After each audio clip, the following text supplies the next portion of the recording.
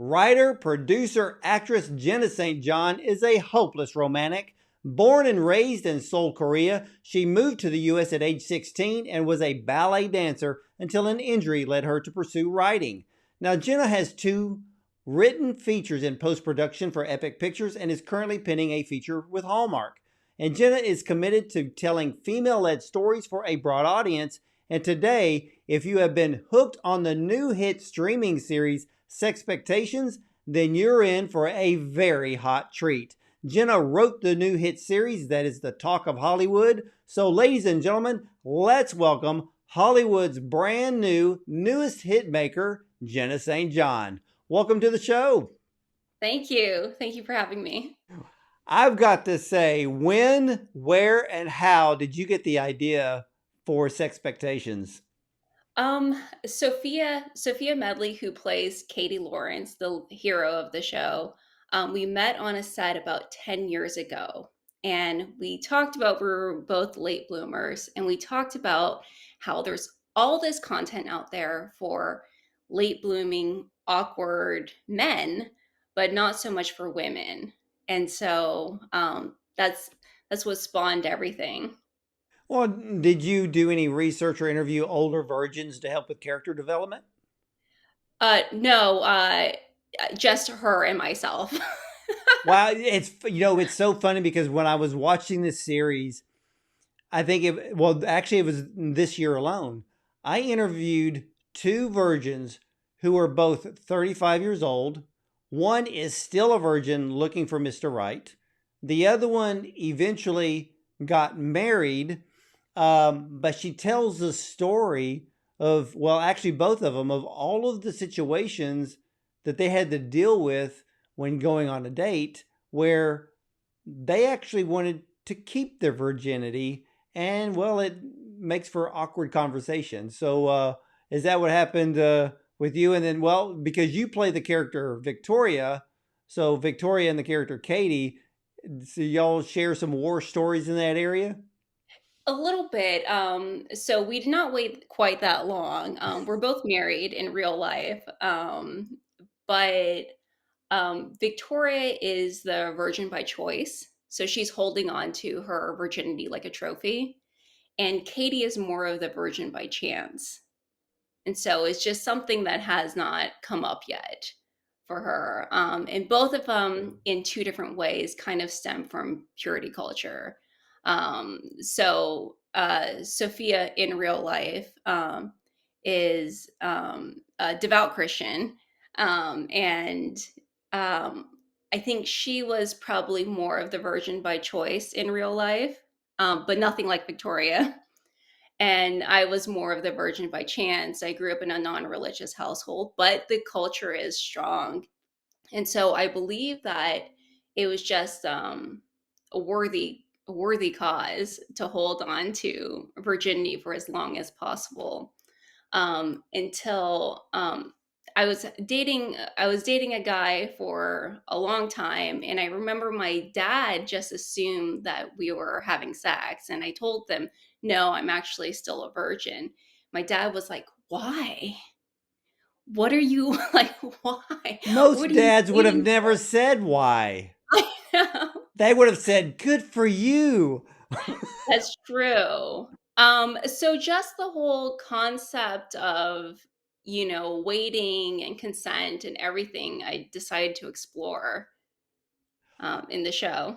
What I found interesting is, okay, you were in real life, you were a former ballet dancer.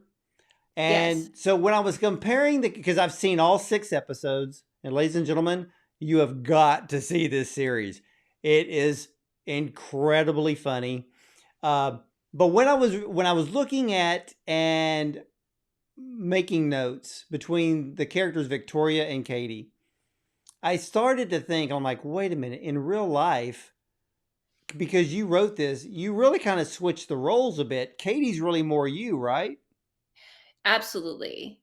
And Victoria is based on probably a number of friends that I've had throughout the years, that I love dearly. So I love that character. I don't judge her whatsoever. I love that she is raw and she puts her heart on her sleeve, and she puts herself out there. But maybe her goals are a little misaligned. I love the character development in this series, which is something that I always focus on. Because to me, when you see character development, it's kudos to the writer.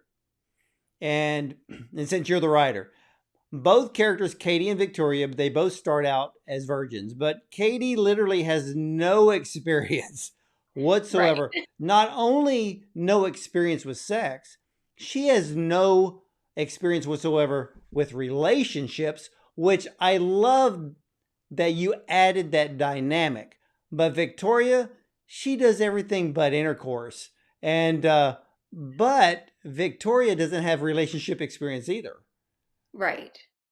And I so how for you how did you create the different parallels between the two?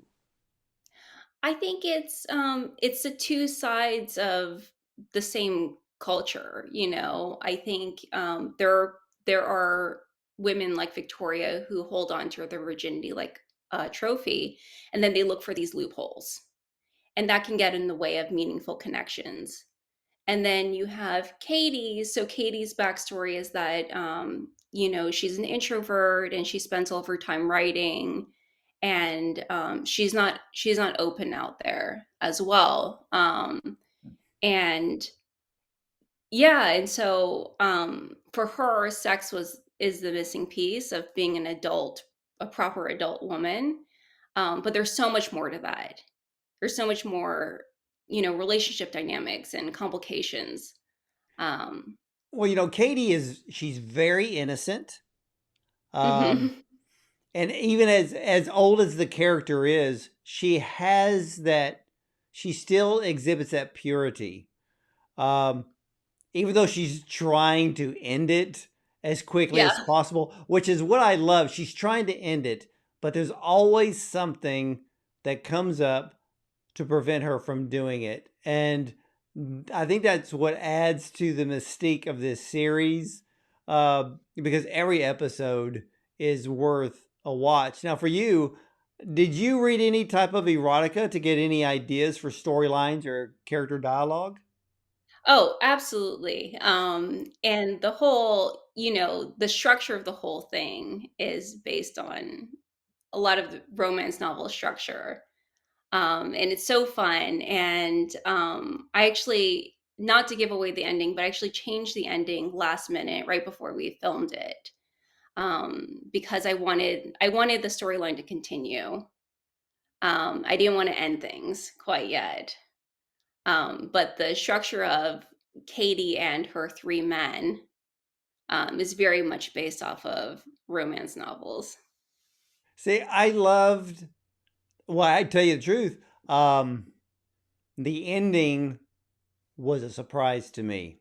Oh, good. And so I'm not going to give it away, ladies and gentlemen. I'm not going to, no spoiler alerts here.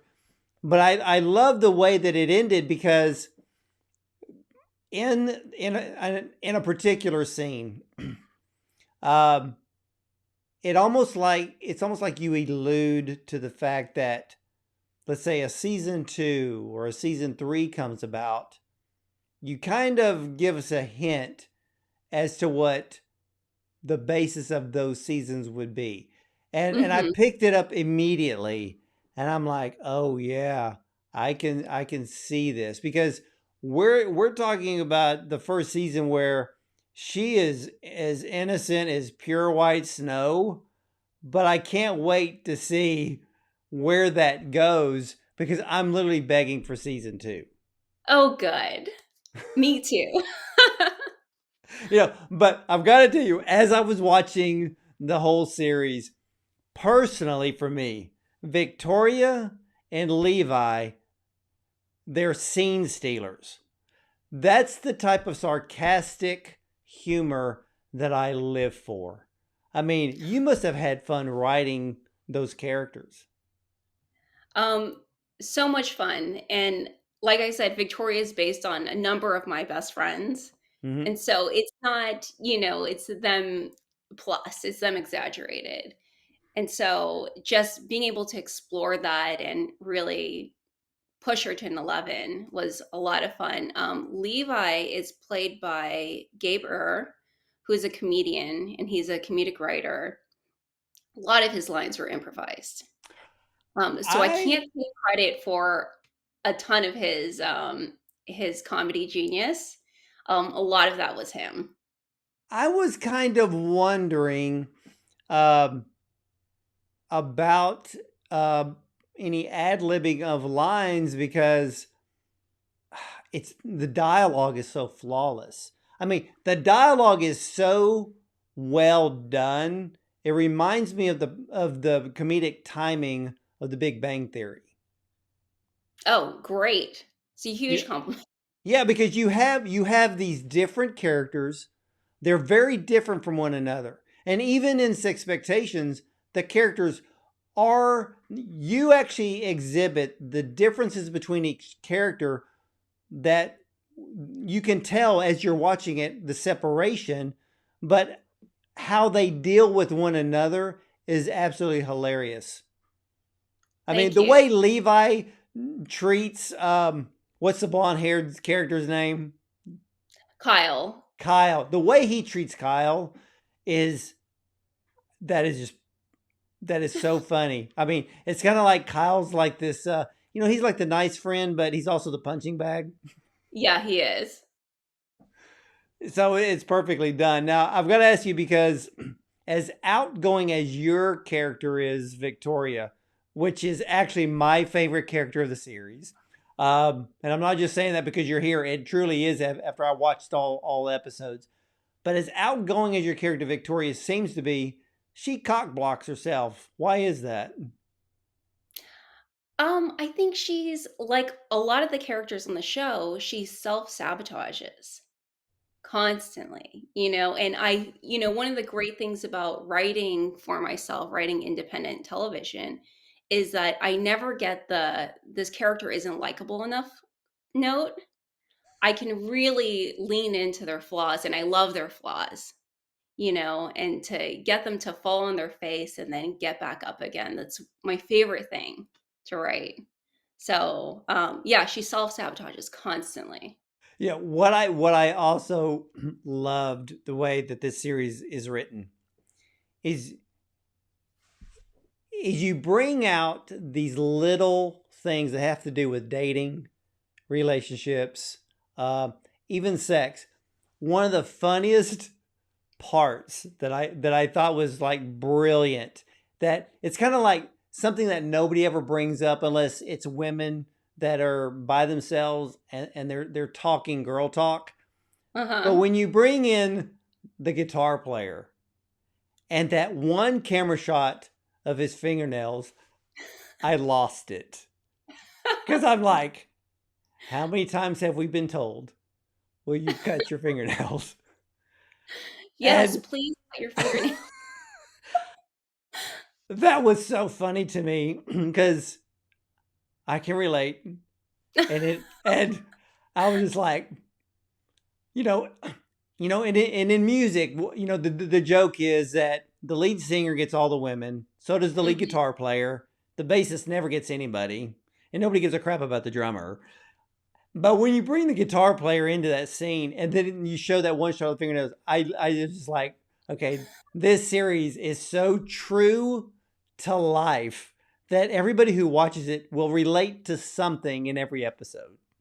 I hope so. I really hope so. I dug deep into a lot of past trauma of myself and friends. And yeah, I try to tell the side of the story that I've been looking for when I watch rom-coms that star women, and I'm like, this doesn't feel authentic.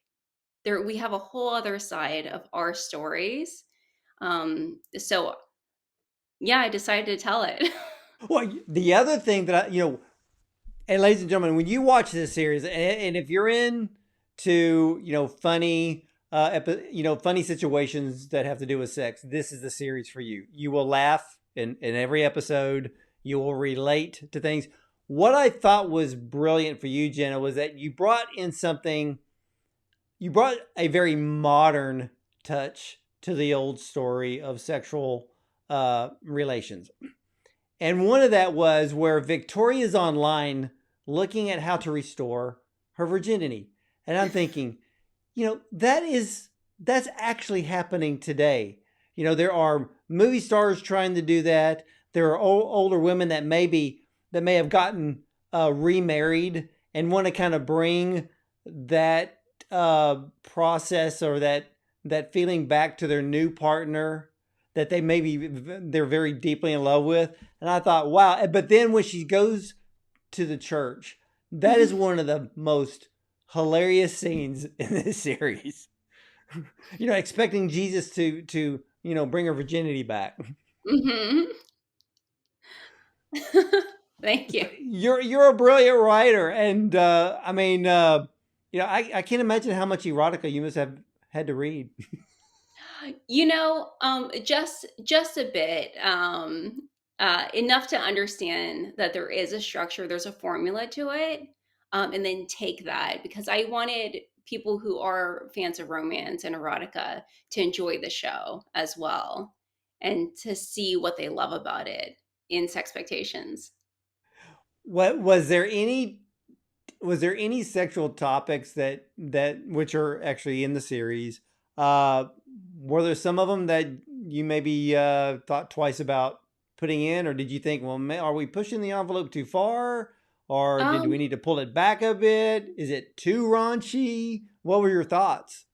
I think all the time, all the time, I wondered if this is pushing it too far. And I would hand it off to the actors to read, and if there was no objections, then we went forward with it. And there was a I don't think I had any objections. For Sophia's part, for Katie, before I even wrote it, I ran everything by her and said, "This is what I'm thinking." And every time she would brace herself, like, "Oh my goodness, what is Jenna going to ask me to do?" um, but yeah, I just tried to dig into honesty. And the only times that I pushed back on a storyline or I ended up reverting is when it wasn't honest. Like I was, writing it for comedy's sake, but there was no truth behind it. And I was like, this isn't going to fly. The, Um, the two women that are that work at the publishing company, I thought they were the raunchiest two in the whole series because it was like no holds barred. I mean, the things that were coming out of her mouth, one right after the other, it's just like it's almost like the way that she would say it, that she literally wish she was doing it like at that very moment. uh-huh. Yeah. And I was like, that girl's crazy. So and I mean, were there? I mean, like with Katie, her character. I mean, there were scenes that for her, for her character, um, being so innocent, even when if whichever, it wasn't Kyle, so it was really with Drew, and it was Holden. Hmm. Okay, so with Drew and Holden, it was more of she still didn't know what to do with either one of them outside of intercourse. Hmm. And even when there is a scene with her and Drew, she still didn't get it. Yeah. Yeah. And I think that's one of the biggest things that I was trying to do, it being a coming of age story at its core, is that we never stop coming of age. Like we never stop learning. And one of the a lot of the messages that I've gotten from women who watch the show was how honest it is and how you think that you lose your virginity and it's this magical moment, and oftentimes it's quite unremarkable, and then you never quite ever know what you're doing, you know with a new partner or with Or at any why you're doing it. right, Because right. like with Katie, with that one scene with Drew, um, it's almost like she doesn't know why per se. You know, it's almost like for her, it's like on the job training. Uh-huh. And I found that really. I mean, did a lot of like you said, you're getting a lot of feedback from women. Are they telling you their own stories? Absolutely. I have so many DMs um, where they're just sharing their experiences. Um, and they don't even follow the same course as Katie and Victoria. It's not even women who held on to their virginities for well into their 20s or 30s. Um, it's it's women who lost their virginities when they were teenagers, but there was still so much relatable content for them. And yeah, it's a lot of stories. Or are they giving you new ideas? I think it's already in there. Uh, I think the women's side of the story, a lot of us share the same experiences, and we watch these movies, and it rarely portrays it accurately, even when the women are the leads. Um, I and agree with that. yeah, and it's kind of like where is and um, going back to casting, we actually had some trouble, not a lot of trouble, casting for the men. Really? Yes, because a lot of men have a problem with being a punchline sexually, Even as an actor? even as an actor. See, Kyle, the character Kyle, out of all the characters of the men, I found him to be the most authentic. Now, I'm not saying that the others aren't, because there are Drews in this world, there are Holdens, there's Levi's. I think Levi's Mhm. the rare exception, but I think for a lot of men, I think most of them relate to Kyle because I think there are more Kyles in this world um, than there are any other type. Absolutely, and that's the character that most men have said that they related to the most, and that's who they root for. That's who they hope that Katie will end up with, of Yeah, course, because it's them, right? with how okay, so you saying with the casting process, casting the men was the most difficult. Um, One of the characters later into the series that they rub you the wrong way, but you can't help but laugh, and that's Kyle's so-called girlfriend towards the latter part of the series. She reminds me of almost being the Janice in Friends. Hmm. And I'm thinking every series needs that kind of character because it breaks it up. Yeah. I Yeah, mean, I love her. She's a great character, and she's, she doesn't see Katie as so innocent. She sees Katie in another light, and I think that's really important. yeah, and I love the way that in the series, because there's so much crisscrossing of relationships, um, that the idea of jealousy has not really raised its head yet. That's true. That is true. I think if there That's were hard to to be, do. That's hard to it do with that is. many characters. It is. I think if there were to be a jealous character, it'd probably be Victoria. Um, Well, you know what? You bring up the point. She really well, she did kind of show that towards the end a bit. But I think yeah. it was it's kind of like we all have that childhood. We've all had that childhood crush where you think how amazing it would be that when you got older, that you'd be boyfriend girlfriend, be have a relationship, but then you really understand later on that's really all it's going to be is just a childhood friend. and Right. it doesn't change. So I thought Right. that dynamic. I mean, tell you the truth, I don't think you left a stone unturned in this series. Thanks. I worked really hard. Who was the hardest to write about or to Um, develop? I'd say Levi was tricky. Because Levi he's the voice of reason. He's the comedic relief. But I wanted him to be a whole person. So I wanted him, so there was this whole storyline with his grandmother and how his grandmother raised him.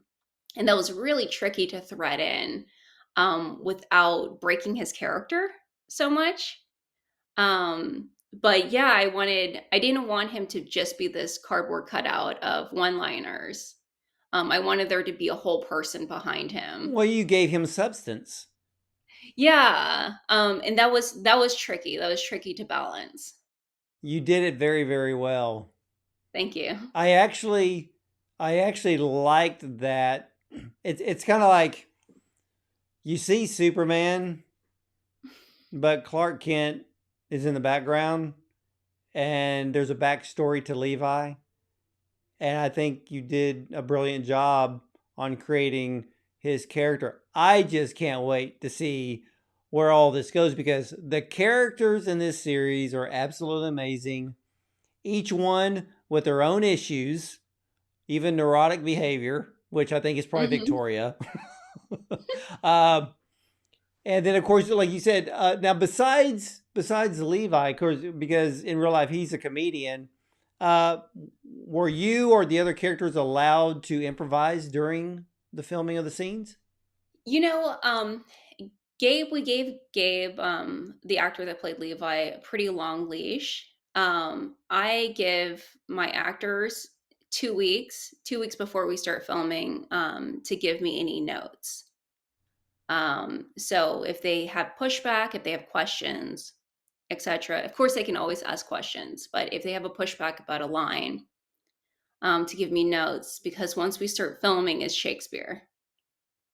Um, Really? Yeah, and we gave him a long leash because he is a part of my circle, my writer circle. So I write, whatever I write. My husband reads everything. He's who directed all 6 episodes.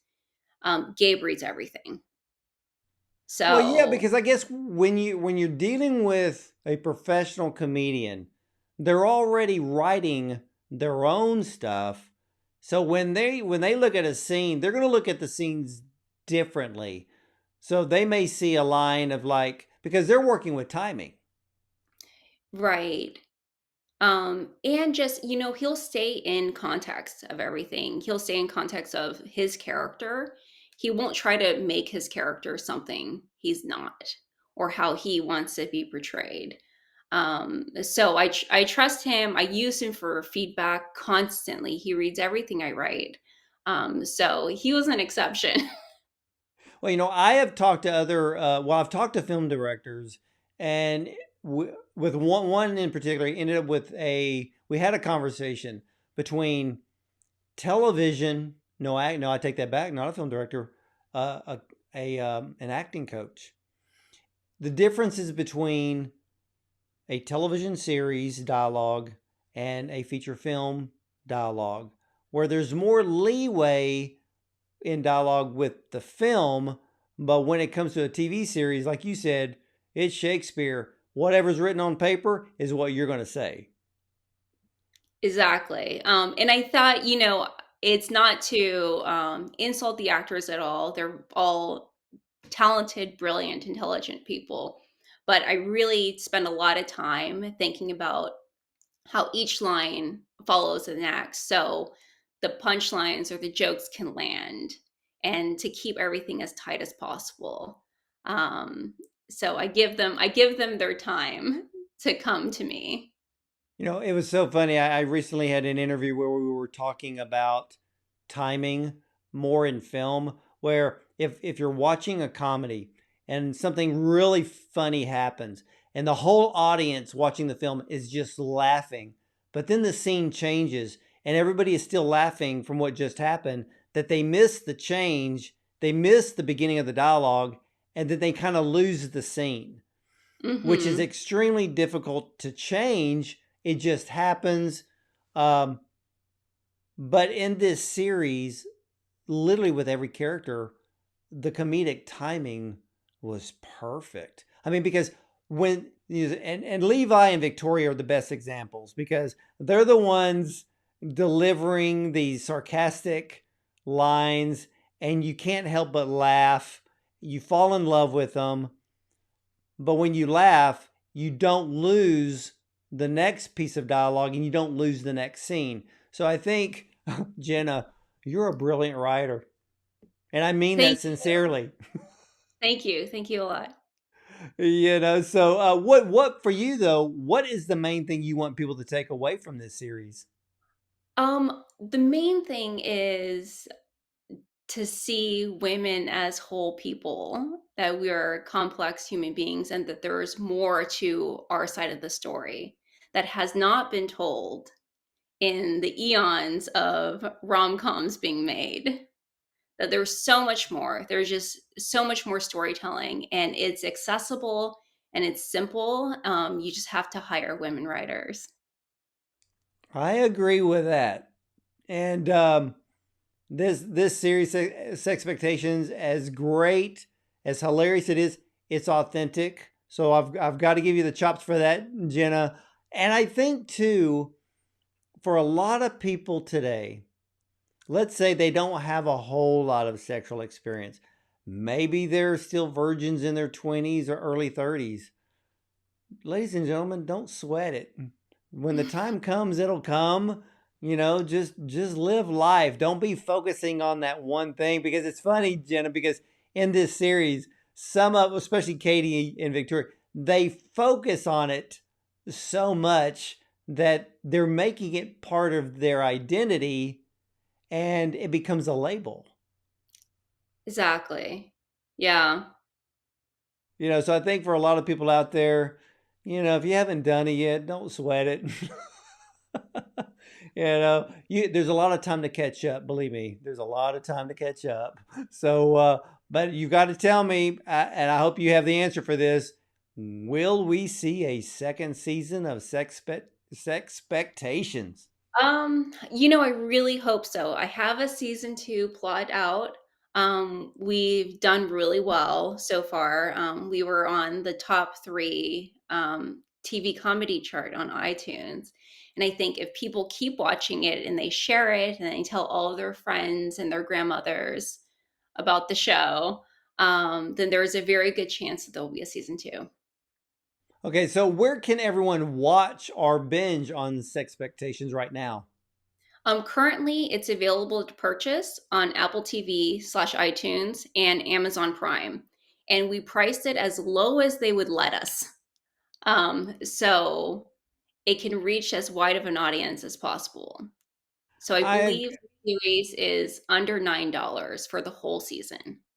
and it is worth every penny. Ladies and gentlemen, you need to buy this. Look, I buy series all the time, and this is one you've got to add to your collection because it is binge worthy of all 6 episodes. And I know for many of you, you can blow through 6 episodes like it's nothing. And this is a series worth watching. Now I know some of you are thinking, yeah, but I don't like watching raunchy, sexy stuff. No, this doesn't fall into that category. I mean, ladies and gentlemen, think about it like this. Sexpectations is a laugh out loud romantic comedy which follows the aspiring romance novelist Katie and her quest to lose her virginity for her publishing deal. So think a little bit of Emily in Paris with a bit of Friends, and add the sexual tensions with a little bit more up to date on the sexual innuendos. And if you're not caught up, you will be by watching this series. It's not raunchy, it's just funny. It's true to life. Like Jenna just said, it's as authentic as you can do it. And the only way you can make this type of series authentic is having a female writer like Jenna St. John bring us a series like this, because Hollywood, if you're listening, you need to realize Here is a star in the making when it comes to being one of the best writers in Hollywood, because this series proves it. The direction proves it. The casting proves it. I mean, look, we've all seen things like Friends, we've seen series like Suits. The list goes on and on. When you have a cast that just blends so well, you fall in love and you beg for the next season. Sexpectations is exactly like that. So you'll be begging for more, and who knows, maybe finishing off with an O face once you get to the last episode. So, and for season 2, we can all just hold our breath, because I'm praying that it happens, because this series is worth more and more episodes. And Jenna, I want to thank you for coming on today and just sharing us the inside story on Sexpectations. Thank you. Thank you for having me. Well, ladies and gentlemen, you need to catch Sexpectations on Prime Video, Apple TV. It's on iTunes. Less than $10. You got 6 awesome episodes. So if you are ready to laugh by yourself, with a friend, with your spouse, this is the series to do it. So, ladies and gentlemen, hey, I want to thank you for watching. And for those listening, I want to thank you for tuning in to all of our digital platforms. And check out all the replays on Bond on Cinema. And as for me, I'll see you next time.